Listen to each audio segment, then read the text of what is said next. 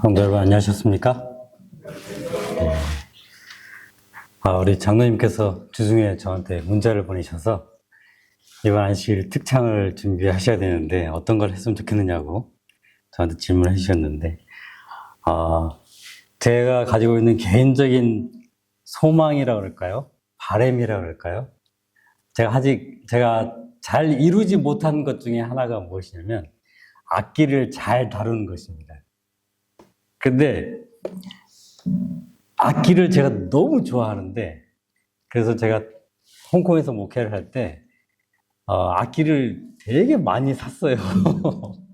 그런데 그걸 제대로 끝내본 악기가 많이 없는 것 같습니다. 그 중에 하나가 지금 장로님 오늘 연주하셨던 이 클라리넷인데, 정말 부럽습니다. 그리고 다시 한번 이 아름다운 찬양을 인하여 하나님께 다시 한번 또 영광과 또 개인적으로도 준비해 주신 우리 장로님께 감사의 말씀을 드립니다. 먼저 말씀에 앞서서 제가 이 자리에 또 설 수 있도록 자리를 마련해 주신 담임 목사님과 또 교회 지도자 여러분들, 특히 우리 사랑하는 우리 교회 성도 여러분들께 먼저 깊은 감사의 인사를 드리고 싶습니다. 제가 도착하던 첫날부터 이 부족한 저를 아주 따뜻하게 맞아주시고 또 여러 모양으로 또 배려해 주셔서 진심으로 감사를 드립니다. 처음 보는 저에게 식사도 사주시고 또 제가 일하는 곳에 오셔서 직접 방문하셔서 음식도 나눠주시고, 먼저 손 내밀어 주셨던 우리 교회 어른들께 진심으로 감사 인사를 드립니다. 여러분 덕분에 정말 이곳이 그렇게 낯선 타향처럼 느껴지지 않고 편안하게 정할 수 있었던 것 같습니다. 이 자리를 빌려서 다시 한번 저에게 많은 사랑과 친절을 베풀어 주신 우리 모든 성도 여러분들께 깊이 감사의 인사를 드립니다. 감사합니다. 우리는 지난 한 달 동안 거의 매주 함께 모여서 우리 교회, 특히 마리아타 한인 재림교회의 또 사명을 묵상하고 또 비전을, 그리고 핵심 가치에 대하여 이야기를 나누었습니다. 그동안 진지하게 함께 해주신 우리 모든 분들께서 또 많이 열띠게 또 참여해 주셔서 다시 한번 진심으로 감사를 드립니다. 오늘은 그 모든 시간 이후에 가장 중요한 한 가지 질문을 가지고 여러분 앞에 섰습니다. 그런데 그 질문으로 들어가기 전에 한 가지 이상한 이야기로 오늘 말씀을 시작하려고 합니다. 저는 책을 읽다 보면 이 마지막 장에 도달했을 때 느끼는 감정이 하나 있는데요. 이렇게 책이 끝나는구나, 이야기가 끝나는구나. 근데 가끔, 정말 가끔 책을 다 읽고 책장을 덮으려는데 한 더 있는 경우가 있습니다. 어떤 작가는 그것을 에필로그라고 부릅니다. 어떤 작가는 또 부록이라고도 부르기도 합니다. 본 이야기가 다 끝난 후에 따로 붙여진 한 장입니다. 없어도 책은 완성되어 있습니다만, 근데 그 한 장 때문에 책 전체의 의미가 완전히 달라지는 경우가 있습니다. 오늘 우리가 함께 펼치는 이 요한복음이 바로 그러한 책입니다. 여러분 다 같이 요한복음 20장을 한번 펴보시겠습니까? 요한복음 20장 맨 마지막 절에 있는 그런 말씀인데요. 20장 30절과 31절에 있는 말씀입니다. 예수께서 제자들 앞에서 이 책에 기록되지 아니한 다른 표적도 많이 행하셨으나 오직 이것을 기록함은 너희로 예수께서 하나님의 아들 그리스도이심을 믿게 하려 함이요 또 너희로 믿고 그 이름을 힘입어 생명을 얻게 하려 함이니라. 이 구절을 읽으면 여러분은 무엇이 느껴지십니까? 끝나는 느낌입니다. 이 책을 왜 썼는지 알겠죠? 너희가 믿게 하려고 썼다라고 여기에 적혀 있습니다. 요한복음에 대한 완벽한 마무리인 것입니다. 실제로 많은 신약학자들은 대부분 이렇게 말합니다. 요한복음은 원래 20장으로 끝났을 가능성이 높다고 말입니다. 20장 30절과 31절이 책 전체의 결론이고 목적 선언이고 마무리 인사라는 것입니다. 그래서 성경학자 존 마시라는 사람은 그래서 요한복음의 마지막 장인 21장을 우리가 오늘 살펴볼 21장을 단순한 부록이 아니라 에필로그이자 면류관이라고 표현했습니다. 그런데 책장을 한 장 더 넘기면 우리가 오늘 살펴볼 21장이 있는데요. 그 후에 예수께서 디베랴 호수에서 또 제자들에게 자기를 나타내셨으니 요한복음이라는 책이 다 끝났는데 한 장이 더 있는 상황입니다. 여러분들 요한복음을 읽으시면서 혹시 이렇게 생각해 보신 적 있으셨습니까? 저는 이 사실을 깊이 처음에 묵상했을 때 너무 많은 위로가 되었습니다.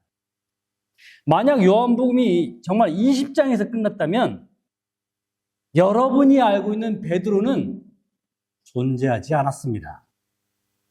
베드로는 영원히 예수님을 배반한 사람, 실패자, 그 베드로로 남아있었을 것입니다.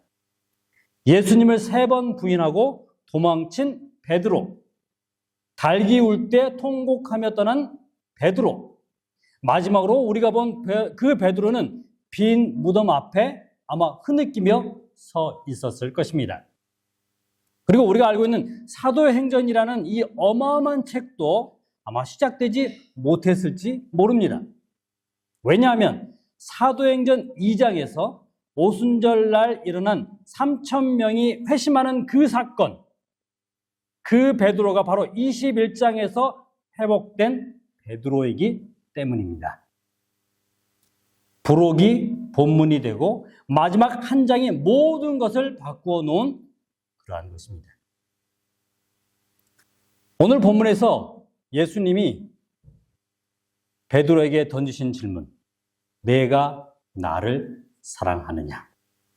이 질문이 오늘 설교의 핵심입니다. 그런데 여러분, 한 가지 놀라운 사실을 한번 발견해 볼 수 있는데요. 이 질문은 신약에서 처음 나온 그런 질문이 아닙니다. 구약에서도 하나님이 이미 똑같은 질문을 우리에게 던져 오셨습니다. 신명기 6장 5절에 이스라엘이 약속의 땅으로 들어가기 직전 모세가 이스라엘 백성에게 마지막으로 전한 가장 큰 계명입니다. 너는 마음을 다하고 뜻을 다하고 힘을 다하여 내 하나님 여호와를 사랑하라. 이것이 바로 그 유명한 쉐마입니다. 이스라엘이 매일 아침 저녁으로 암송하던 그 계명입니다. 그런데 보십시오. 하나님이 무엇을 명령하고 계십니까? 10계명입니까? 율법의 세부 규정입니까? 아닙니다. 단 한 가지, 바로 나를 사랑하라입니다. 창세기에서 시작해서 신명기를 거쳐서 시편을 지나 선지자들을 통과해 마침내 갈릴리 호수가 숯불 옆에서 부활하신 예수님이 베드로에게 다시 던지신 그 질문은 새로운 질문이 아니었습니다. 그것은 하나님께서 인류 역사 처음부터 우리에게 던져오신 질문이었습니다. 내가 나를 사랑하느냐? 구약에서는 마음을 다하고 뜻을 다하고 힘을 다하여 하나님을 사랑하라는 명령으로, 신약에서는 내가 나를 사랑하느냐는 인격적 질문으로. 그러나 본질은 같습니다. 하나님이 우리에게 원하시는 단 한 가지는 바로 사랑입니다. 사랑하는 성도 여러분, 오늘 이 본문이 우리 마리아타 한인교회 본문이 될 수 있다고 저는 믿습니다. 이 교회는 한 권의 책과도 같습니다. 수십 년의 역사를 가진 한 권의 책. 그 안에 예배의 페이지, 헌신의 페이지, 봉사의 페이지, 사랑의 페이지가 빼곡히 적혀 있습니다. 그리고 지금 어떤 분들에게는 이 책이 마지막 장에 가까워진 것처럼 느껴질지도 모릅니다. 그러나 오늘 저는 여러분과 함께 이 한 가지를 묵상하고 싶습니다. 우리 교회의 책에는 한 장이 더 있습니다. 부록이 아직 남아 있습니다. 그리고 그 부록의 한 장이 우리 교회의 새 사도행전을 시작하는 한 장이 될 수 있다는 사실을 기억하시기 바랍니다. 21장 3절 한번 보겠습니다. 시몬 베드로가 나는 물고기 잡으러 가노라 하매 그들이 우리도 함께 가겠다 하고 나가서 배에 올랐으나 그날 밤에 아무것도 잡지 못하였더니. 여러분, 이 한마디 나는 물고기 잡으러 가노라, 이 한마디의 무게를 느끼시겠습니까, 여러분?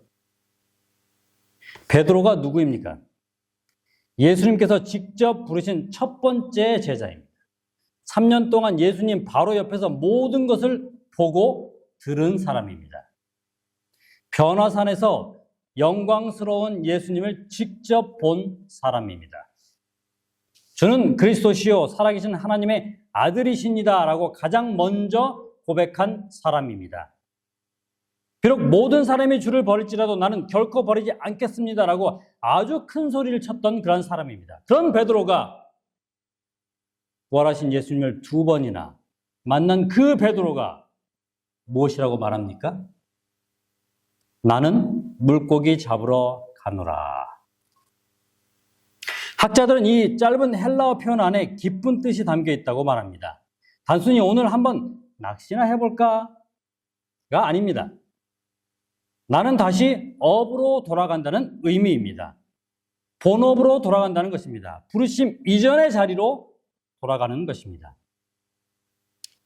제가 2007년도에 앤드루스에서 공부를 마치고 큰 꿈을 가졌습니다. 제가 그 전에 개인적으로 다른 나라에서 또 공부를 한 그런 경험이 있어서 그 나라에서 교회를 개척하는 그런 꿈을 가졌었습니다. 그래서 제가 앤드루스를 졸업하면서 그쪽 합회에 제가 프로포절을 보냈습니다. 그래서 내가 이쪽 지역에 교회를 개척하겠노라고. 그랬더니 그 합회가 아주 흔쾌히 제 제안서를 허락을 하고 수업을 진행하겠다고 하였습니다.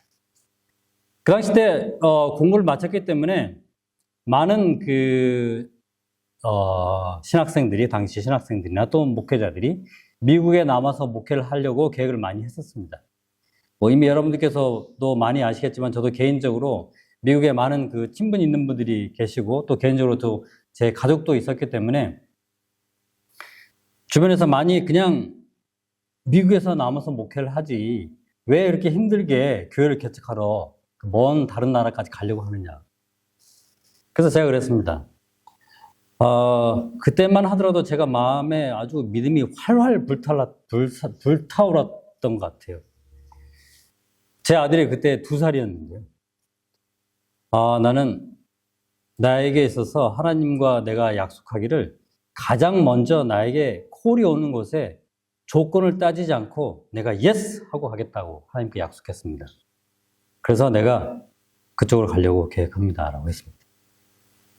그래서 합회와의 그러한 이야기가 잘 되어서 그 나라에서 또 앤드루스에 공부를 하러 오신 목사님 계셔서 제 가방을 저희가 이사를 가려면 짐이 많잖아요. 그래서 이민 가방을 2개를 싸가지고 그 목사님 편에 그 나라로 보냈습니다. 그리고 저는 이제 비자를 받는다고 생각하고 한국으로 왔습니다. 그러니까 미국을 떠난 것이죠. 한국에 와서 이제 그 합회와 계속 연락을 주고받는데 언젠가부터 이렇게 이 연락이 띄엄띄엄 이 사이가 인터벌이 멀어지는 거예요. 그러더니 오는 그 메일의 내용들이 약간 조금씩 이상한 느낌을 받았어요.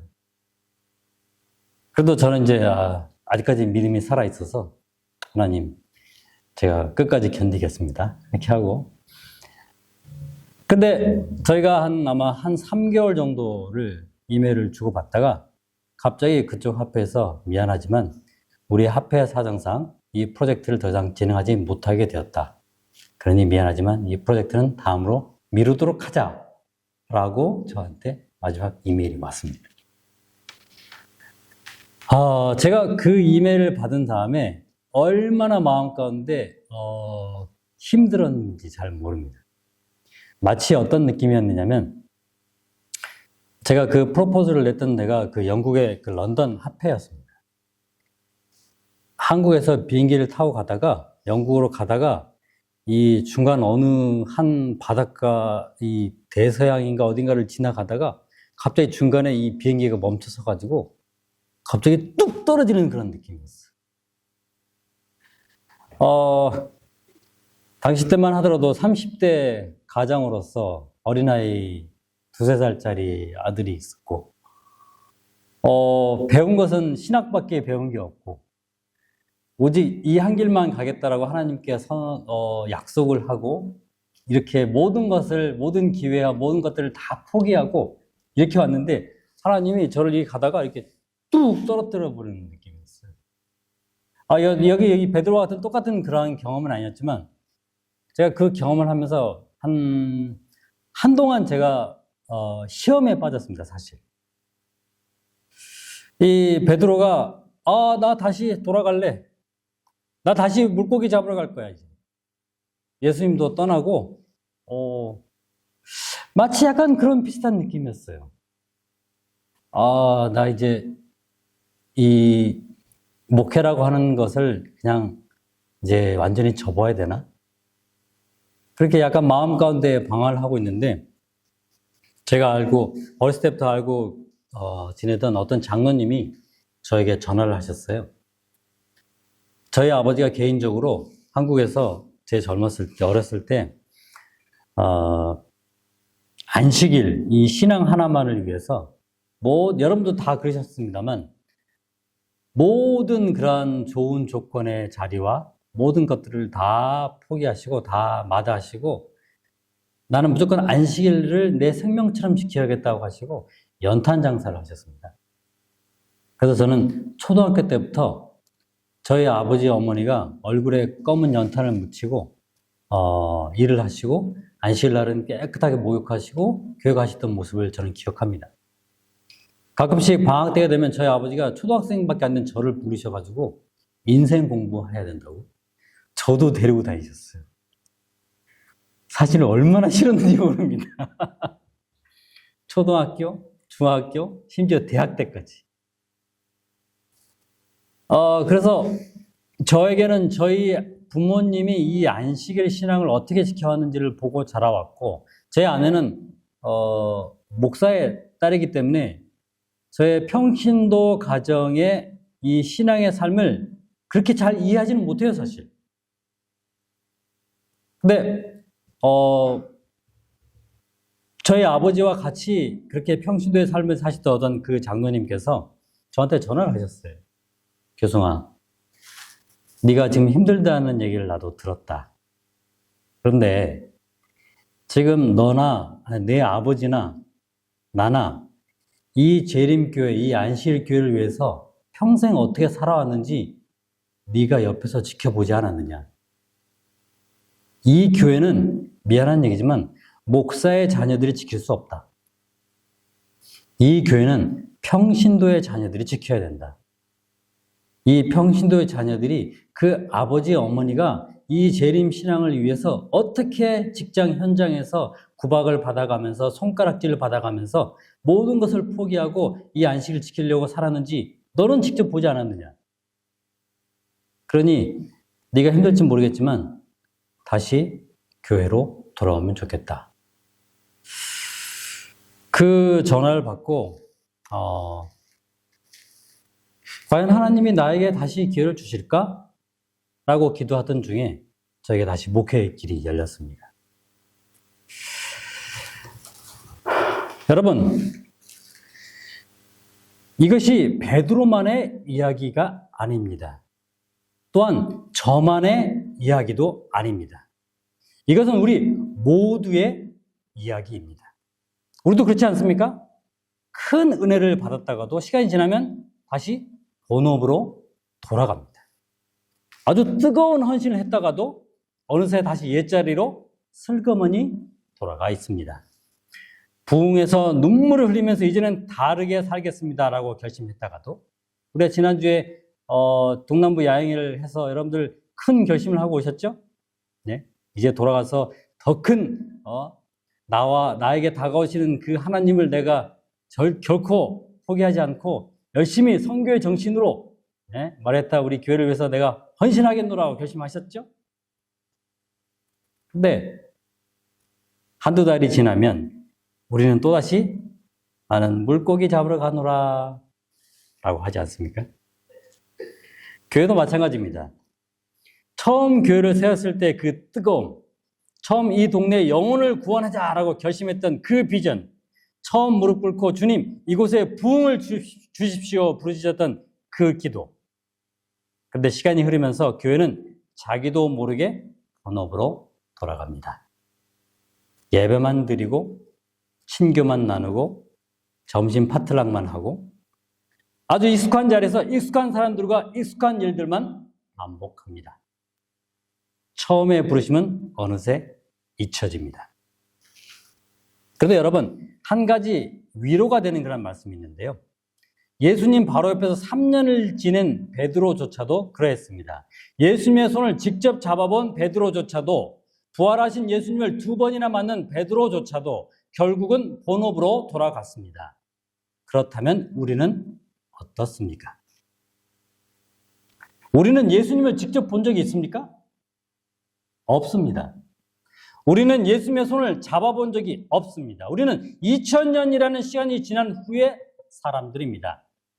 그런데 여러분, 오늘 이 자리에 여러분들은 앉아 계십니다.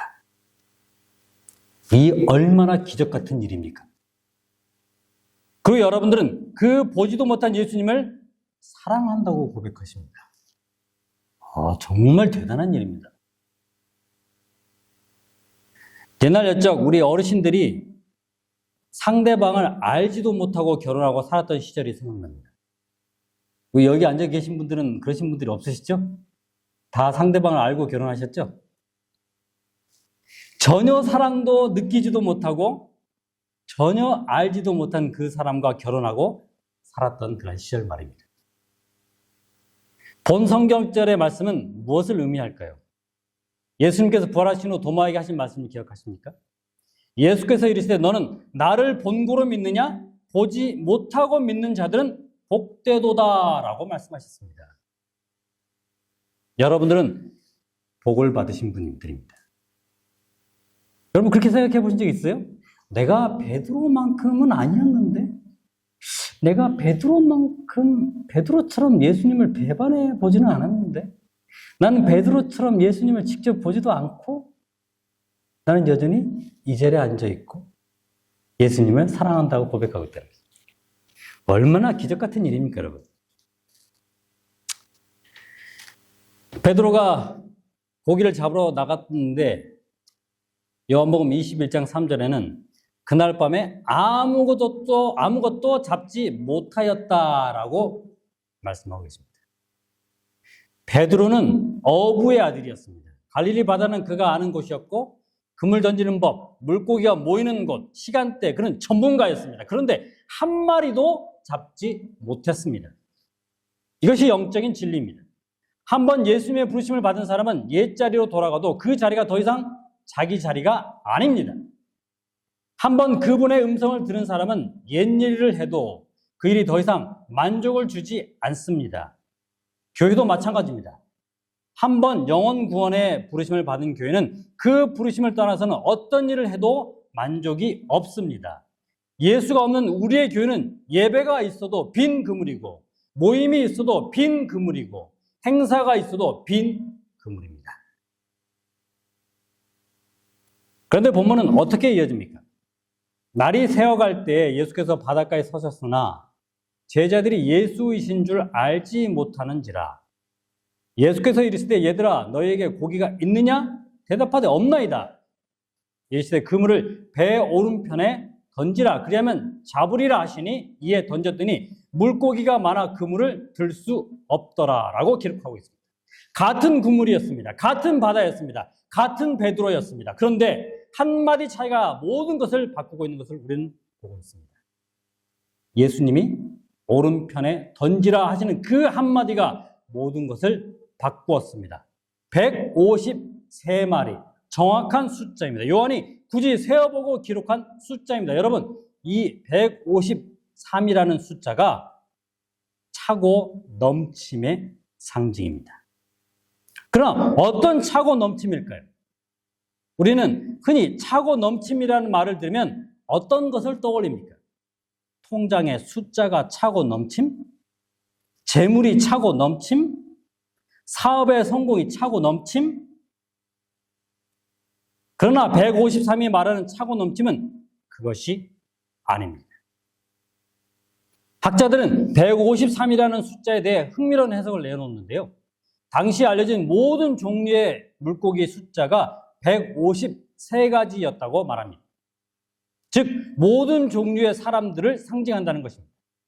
베드로의 그물에 들어올 사람은 한 종류가 아니라는 말씀입니다. 모든 민족, 모든 세대, 모든 배경의 사람들이 들어올 것이라는 말씀입니다. 153의 차고 넘침은 영혼의 차고 넘침입니다. 재물의 차고 넘침은 잠시입니다. 통장은 비기 마련이고, 그러나 영혼의 차고 넘침은 영원입니다. 저는 이것이 우리 마리아타 한인교회를 향한 메시지라고 믿습니다. 우리가 새로운 상황에 놓여질 때 그 그물에 들어올 영혼은 한 종류가 아닐 것입니다. 노년층도, 청년층도, 가족도, 1세대도, 2세대도, 비신자도, 방황하는 신자도 모든 종류의 영혼들이 들어올 수 있습니다.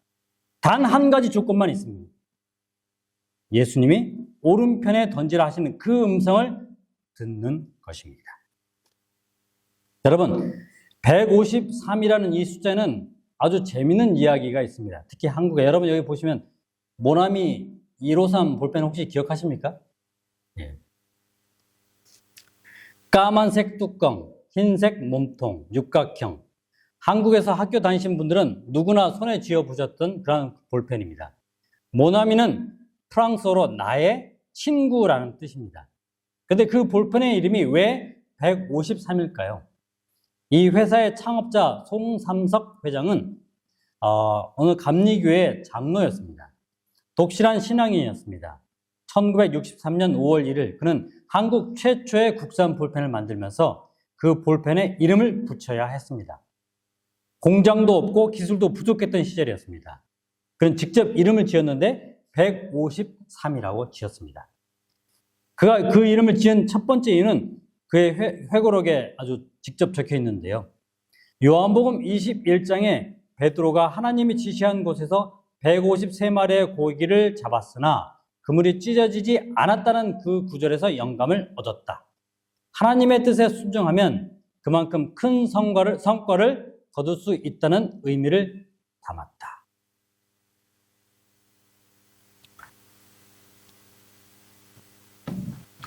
우리 마리아타 교회 한인 성도 여러분, 우리에게도 같은 약속이 주어졌습니다. 우리의 능력으로는 안 됩니다. 그러나 주님이 지시하시는 곳에 그물을 던지면 차고 넘치는 결과가 있을 것을 믿게 되시기 바랍니다. 그 일을 위하여 함께 열심히 기도하시기 바랍니다. 바이블은 얘기하기를 예수께서 그들에게 배 오른편에 그물을 던지라고 명하신 데는 한 가지 목적이 있었다. 그 편, 해변에 당신이 서 계셨다. 그것은 믿음의 편이었다. 만일 그들이 그분과 연결되어 힘써 일한다면, 즉 그분의 거룩한 능력에 저희 인간의 노력을 결합시킨다면 그들은 결코 실패하지 않고 성공할 수 있을 것이다. 어느 쪽에 그물을 던지느냐, 바로 모든 것을 결정하는 것입니다. 예수님이 서 계신 쪽, 그쪽이 믿음의 쪽입니다. 베드로가 그 사실을 깨닫고 바로 예수님께 뛰어 내려옵니다. 어떻게 보면 참 어린아이와 같은 모습이라고 느껴지기도 합니다. 예수님이라는 말을 듣자마자 배가 어차피 해변으로 가고 있었는데도, 다른 제자들이 그물을 끌고 가야 하는데도 베드로는 옷을 걸치고 바다로 뛰어듭니다. 왜 그랬을까요? 무엇을 할지도 모르면서 그저 예수님께 가고 싶었기 때문입니다. 부인했던 베드로가, 부끄러운 베드로가 그래도 예수님께 헤엄쳐 갑니다. 이것이 진짜 사랑입니다. 완벽해서 가는 것이 아니라 부끄러우면서도 가는 것입니다. 9절에 육지에 올라보니 숯불이 있는데 그 위에 생선이 놓였고 떡도 있더라. 한번 이 장면을 상상해 보십시오. 제자들이 밤새 고생해서 빈손으로 들어옵니다. 그러다가 예수님 말씀에 그물을 던졌더니 153마리가 잡혔습니다. 흥분해서 해변에 도착해 보니까 예수님이 이미 숯불을 피우고 계셨습니다. 그 숯불 위에는 생선이 이미 구워져 있었습니다. 떡도 이미 있었습니다. 예수님은 이 모든 것을 미리 준비해 놓으셨습니다. 저는 이 장면에서 상당히 많은 감동을 받게 되는데요. 베드로가 무엇을 했는지 한번 생각해 보십시오. 그는 예수님을 3번 부인했습니다.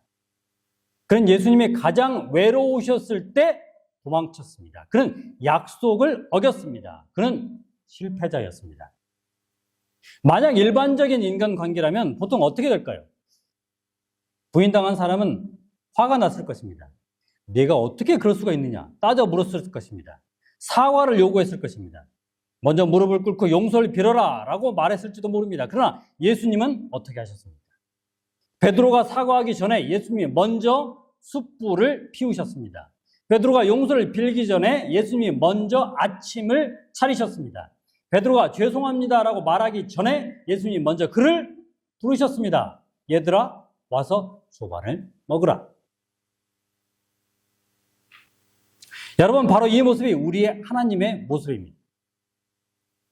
우리가 회개하기도 전에 하나님이 먼저 사랑하십니다. 우리가 자격을 갖추기 전에 하나님이 먼저 준비하십니다. 우리가 손을 내밀기 전에 하나님이 먼저 내미십니다. 우리가 자리를 떠나기 전에 하나님이 먼저 그 자리로 오십니다. 이것이 우리에게 두 번째 기회를 주시는, 먼저 우리를 찾아오시는 하나님의 모습입니다. 근데 10절에 아주 재밌는 말씀이 나오는데요. 예수께서 이르시되 지금 잡은 생선을 좀 가져오라 하시니. 여러분, 조금 이상하지 않습니까? 이거 이상하다고 생각해 본 적 없어요, 여러분? 자, 보세요.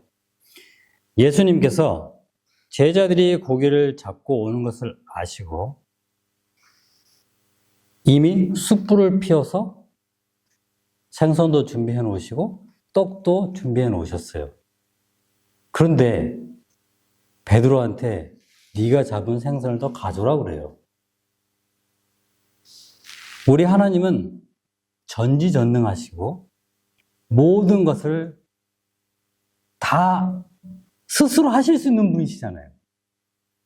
그런데 이미 제자들의 숫자가 몇 명인지 다 알고 계실 거고 얼마나 많이 먹을 것도 아셨을 텐데, 그러면 거기에 맞춰서 이미 예수님이 더 많은 생선과 더 많은 떡을 준비하셨으면 되잖아요.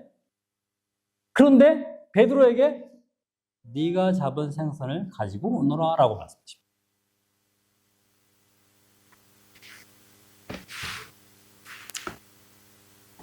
이것이 바로 하나님의 일하시는 방식입니다. 하나님은 모든 것을 혼자 하실 수 있는 분이십니다. 능력이 부족하셔서가 아닙니다. 자원이 부족하셔서가 아닙니다. 그런데도 하나님은 우리를 부르십니다. 우리에게 한 부분을 맡기십니다. 우리의 작은 기여를 받으시고 그것을 사용하십니다. 성경 곳곳에서 이 패턴을 보실 수 있는데요. 오병이어 사건.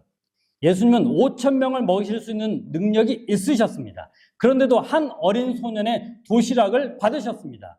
보리떡 5개와 물고기 2마리, 가나의 혼인잔치, 예수님은 직접 포도주를 만드실 수 있으셨습니다. 그런데도 종들에게 항아리에 물을 채우라고 하셨습니다. 홍해 사건, 하나님은 모세 없이도 홍해를 가르칠 수 있으셨습니다. 그런데도 모세에게 지팡이를 들고 손을 바다 위로 내밀라고 하셨습니다. 그리고 오늘 보면 예수님은 이미 숯불에 생선을 굽고 계셨습니다. 그런데도 내가 잡은 것을 가져와라 라고 하셨습니다. 왜 하나님은 이렇게 하셨을까요? 왜 굳이 우리를 끌어들이실까요? 왜냐하면 하나님은 우리를 사랑하시기 때문입니다. 진짜 사랑하는 사람은 자기가 다 하지 않습니다. 사랑하는 사람을 곁에 두고 함께 합니다. 어머니가 손자에게 송편을 빚을 때 어머니 혼자 하면 더 빠르고 깔끔할 텐데도 굳이 손자를 옆에 두고 이리 와서 한번 빚어볼래? 하십니다. 왜요? 그 손자를 사랑하시기 때문입니다. 우리 마리에타 한인교회 성도 여러분, 우리도 하나님의 사역에 초청받았습니다. 하나님께서는 우리 교회의 미래를 이미 다 준비해 놓으셨습니다. 새 자리, 새 영혼들, 새 사역, 그분의 숯불 위에 이미 다 놓여 있습니다. 그러나 하나님은 우리에게 말씀하십니다. 내가 잡은 것을 가져와라. 우리의 작은 헌신, 우리의 작은 기도, 우리의 작은 시간, 우리의 작은 재능, 그것을 가지고 오라 말씀하십니다. 하나님은 그것을 받으시고 그분의 큰 잔치에 더하실 것입니다.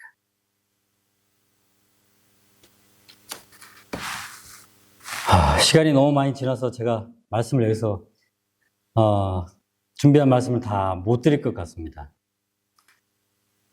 오늘